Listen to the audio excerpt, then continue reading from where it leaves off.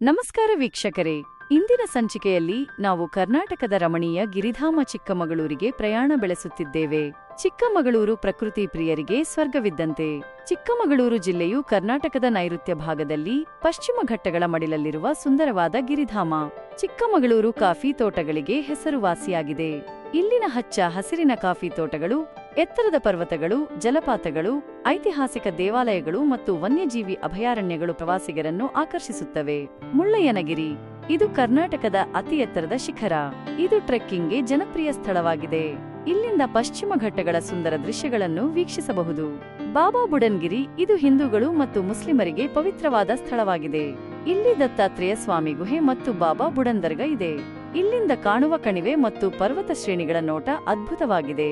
ಹೆಬ್ಬೆ ಜಲಪಾತ ಇದು ಕೆಮ್ಮಣ್ಣುಗುಂಡಿ ಬಳಿ ಇರುವ ಸುಂದರ ಜಲಪಾತ. ಕಾಫಿ ತೋಟಗಳ ನಡುವೆ ಇರುವ ಈ ಜಲಪಾತದ ರಮಣೀಯ ನೋಟ ಮನಸ್ಸಿಗೆ ಮುದ ನೀಡುತ್ತದೆ. ಕುದುರೆಮುಖ ರಾಷ್ಟ್ರೀಯ ಉದ್ಯಾನವನ ಇದು ವನ್ಯಜೀವಿ ಪ್ರಿಯರಿಗೆ ಸ್ವರ್ಗ.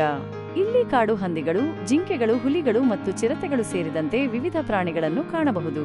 ಈ ಉದ್ಯಾನವನವು ಟ್ರೆಕ್ಕಿಂಗ್ಗೆ ಸಹ ಜನಪ್ರಿಯವಾಗಿದೆ.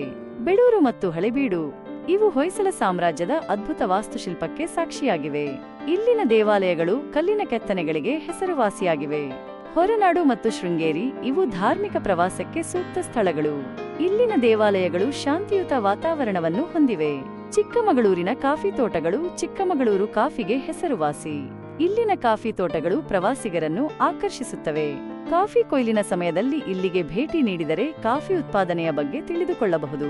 ಚಿಕ್ಕಮಗಳೂರಿನ ಹೋಂಸ್ಟೇಗಳು ಚಿಕ್ಕಮಗಳೂರಿನಲ್ಲಿ ಹಲವಾರು ಹೋಂಸ್ಟೇಗಳಿವೆ.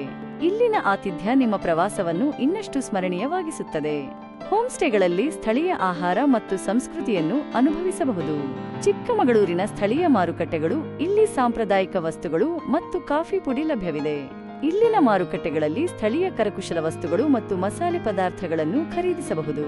ಚಿಕ್ಕಮಗಳೂರಿನ ರಾತ್ರಿ ಜೀವನ ರಾತ್ರಿಯಲ್ಲಿ ಚಿಕ್ಕಮಗಳೂರು ಇನ್ನಷ್ಟು ಸುಂದರವಾಗಿ ಕಾಣುತ್ತದೆ. ಇಲ್ಲಿನ ರೆಸ್ಟೋರೆಂಟ್ಗಳು ಮತ್ತು ಬಾರ್ಗಳು ಪ್ರವಾಸಿಗರಿಗೆ ಆಹ್ಲಾದಕರ ವಾತಾವರಣವನ್ನು ಒದಗಿಸುತ್ತವೆ.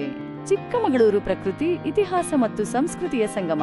ಇಲ್ಲಿಗೆ ಒಮ್ಮೆ ಭೇಟಿ ನೀಡಿ ಈ ಸುಂದರ ತಾಣದ ಅನುಭವ ಪಡೆಯಿರಿ.